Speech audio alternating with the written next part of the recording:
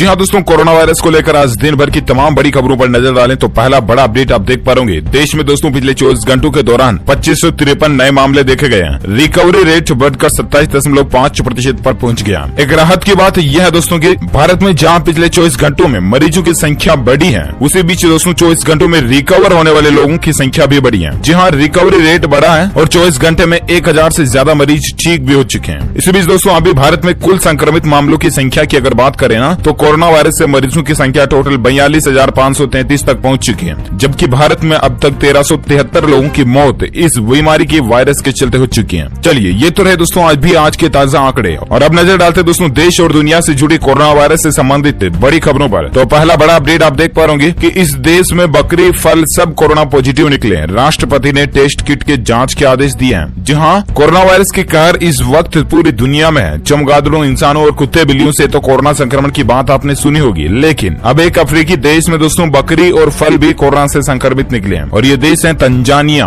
Tanzania में दोस्तों एक बकरी और एक विशेष प्रकार का फल पोपो में कोरोना संक्रमण पाया गया। हालांकि इसके बाद वहां के राष्ट्रपति जॉन मागुफली ने कहा कि टेस्ट किट ही खराब है। उन्होंने टेस्ट किट की जांच करने को कहा है। अब देखते हैं आखिर टेस्ट किट की री जांच में क्या फैसला निकलता है, हम आपको बताएंगे। फिलहाल अगली बड़ी खबर आप देख सकते हैं दोस्तों, कोरोना वायरस को लेकर लाइव अपडेट देखिए। रूस में लगातार दूसरे दिन 10,000 से भी ज्यादा मामले देखे गए हैं। इटली में लॉकडाउन में कुछ ढील मिली है। दरअसल दोस्तों रूस देश के हालात देखिए आप, लगातार दूसरे दिन भी 10,000 से ज्यादा पर डे मरीजों की संख्या पाई गई। कितना संक्रमण गंभीर रूप से फैल रहा, आप अंदाजा लगा सकते हैं दोस्तों दुनिया में अभी भी इसका कहर कितना बना हुआ है। और इसी बीच अगली बड़ी खबर देख सकते हैं कि विदेशों में जो हमारे भारतीय लोग फंसे हुए हैं ना, उनको सरकार वापस लाने की तैयारी कर रही है, मगर उन यात्रियों को कुछ भुगतान भी करना पड़ेगा। दरअसल दोस्तों देश भर में जहां कोरोना संक्रमित मरीजों की संख्या में लगातार बढ़ोतरी हो रही है ना, उसी बीच केंद्र सरकार एक नया मिशन भी अंजाम देने जा रही है, और जो लोग विदेशों में हमारे भारतीय फंसे हुए हैं उनको वापस भारत में लाने की तैयारी की जा रही है। इसको लेकर एक प्रेस नोट भी जारी किया गया, आप देख सकते हैं। केंद्र सरकार ने दोस्तों विमान और नेवी शिप के जरिए विदेशों से भारतीयों को निकालने को मंजूरी दी है।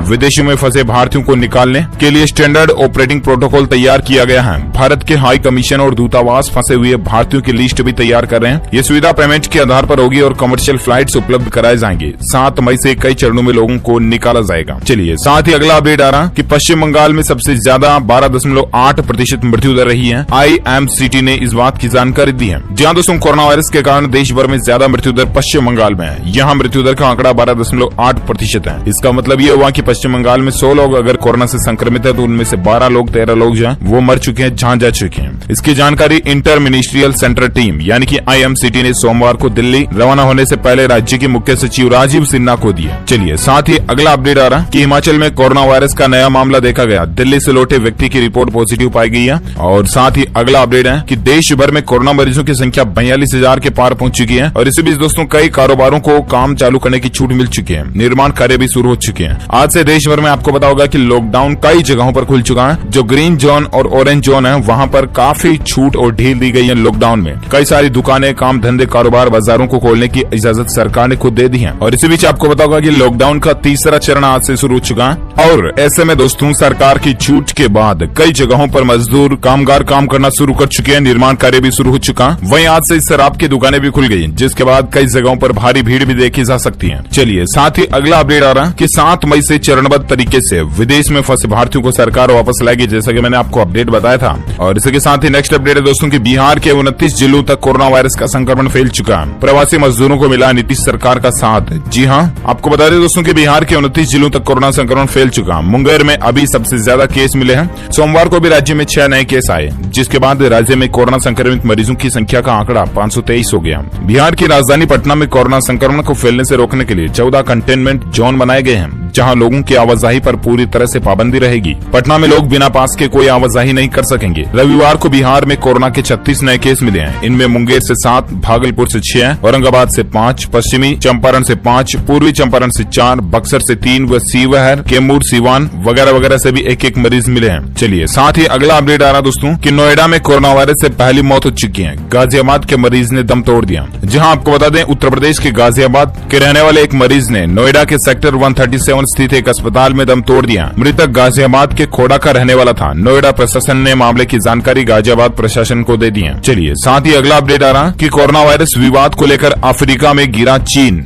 भारत के लिए एक बड़ा मौका है। जी हाँ दोस्तों, दरअसल आपको बता दें, कोरोना वायरस संकट के दौरान नस्लीय दुर्व्यवहार के आरोप में घिरे चीन से अफ्रीकी देश काफी नाराज हैं और चीन ने अफ्रीकी मूल के लोगों को घरों से निकाल दिया था। विशेषज्ञों का मानना है कि इससे भारत के लिए बड़ा मौका खुल गया, क्योंकि दोस्तों वुहान शहर से फैले कोरोना वायरस के कारण चीन पूरी दुनिया के निशाने पर आ गया। अमेरिका जहां चीन पर कोरोना वायरस के बारे में जानकारी छिपाने का आरोप लगा रहा है, तो अफ्रीकी देश भी उस पर नस्लवादी होने का आरोप लगा रहे हैं। चीन में कोरोना वायरस को फैलने से रोकने के लिए सख्त उपाय किए गए हैं। चीन पर गंभीर आरोप ये लगा कि उसने कई अफ्रीकी नागरिकों को उनके होटलों और रिहायशी इलाकों से बाहर कर दिया था। ऐसे में दोस्तों आप देख सकते हैं कि अफ्रीका के साथ भारत का 75 अरब डॉलर का कारोबार है और उसी में चीन के इस मसले में भारत चाहे तो फायदा उठा सकता है। चलिए साथ ही अगली खबर आ रही है कि भारत में तेज हो रही है कोरोना मरीजों की फ्रीक्वेंसी, डरा रहे हैं लगातार बढ़ते आंकड़े। दरअसल आपको पता होगा कि भारत में कोरोना वायरस से लोगों को अपनी चपेट में लेने की संख्या बढ़ती जा रही है। इसकी एक सबसे बड़ी वजह कहीं न कहीं हमारी अपनी लापरवाही भी है, क्योंकि लॉकडाउन के 41वें दिन के साथ ही लॉकडाउन का जहां तीसरा चरण भी शुरू हो चुका है। केंद्र और राज्य सरकारों द्वारा किए गए उपायों की बदौलत कुछ जिले जहां फिलहाल कोरोना मुक्त हैं, तो कुछ रेड से ऑरेंज और ऑरेंज से ग्रीन जोन में भी आ चुके हैं। ये एक अच्छी खबर है, लेकिन बढ़ते मामले हर किसी के लिए चिंता का सबब भी बनते जा रहे हैं। पिछले 6 दिनों में देश के अंदर 12,000 से ज्यादा मामले देखे गए हैं, यानी कि प्रतिदिन बढ़ने की रेट 2,000 से भी ज्यादा है।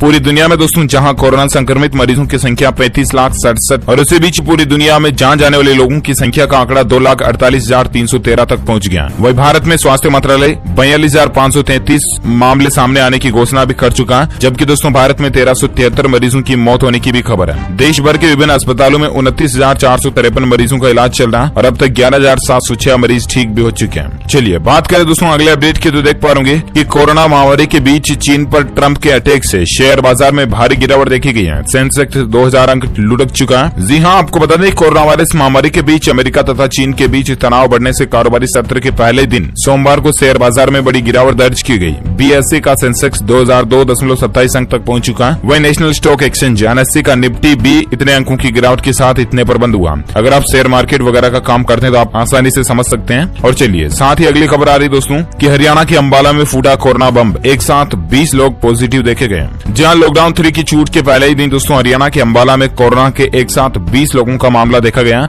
सभी श्रमिक हैं और डॉक्टरों के आवास बना रहे थे। सैंपल रिपोर्ट आते ही स्वास्थ्य विभाग में हड़कंप सा मच गया। पुलिस प्रशासन को भी अलर्ट कर दिया गया। वहीं अभी ये संख्या और भी ज्यादा बढ़ सकती है। और साथ ही अगली खबर है कि क्या होगा अगर कभी ना बन सकी कोरोना वायरस की वैक्सीन। जी हाँ, बड़ी ही डरावने वाली बात है, लेकिन ये सोच सकते हैं, अपन अंदाजा लगा सकते हैं कि आखिर तब क्या होगा जब कोरोना वायरस की वैक्सीन नहीं बन पाई। तो दरअसल कोरोना वायरस के चलते दोस्तों पूरी दुनिया तबाही के मोड़ पर खड़ी है। लॉकडाउन की वजह से पूरे विश्व की अर्थव्यवस्था भी डगमगा गई है। हर इंसान को आज उस वैक्सीन का इंतजार है जो इस भयंकर रोग को धरती से उखाड़ फेंकेगी। हालांकि इस वायरस को समझकर इसकी वैक्सीन तैयार करना वैज्ञानिकों के लिए आसान काम नहीं है। दुनिया भर में वैक्सीन के असफल ट्रायल खुद ब खुद इस बात के सबूत भी हैं। अब ऐसे में जरा सोचिए, अगर कोरोना वायरस को खत्म करने वाली वैक्सीन कभी बन ही न पाए या वैक्सीन बनने में बहुत ज्यादा समय लग जाए तो क्या होगा। दरअसल दोस्तों लंदन के इंपीरियल कॉलेज के प्रोफेसर और ग्लोबल हेल्थ एक्सपर्ट डेविड नेबेरो ने CNN के हवाले से इस बारे में विस्तार से जानकारी दी है। डेविड ने कहा दोस्तों कि दुनिया भर में कई ऐसे वायरस हैं जिनकी आज तक कोई वैक्सीन नहीं बन सकी है। वैक्सीन को लेकर ये पूर्वानुमान नहीं लगाया जा सकता कि वो कब तक बनेगी और बनेगी भी तो क्या सुरक्षा के सभी परीक्षणों पर खरी उतरेगी। एक्सपर्ट का कहना दोस्तों कि जब तक कोविड-19 का कोई इलाज सामने नहीं आता था या वैज्ञानिक इसकी वैक्सीन नहीं खोज लेते, तब तक हमें इसके साथ जीने का तरीका सीख लेना चाहिए।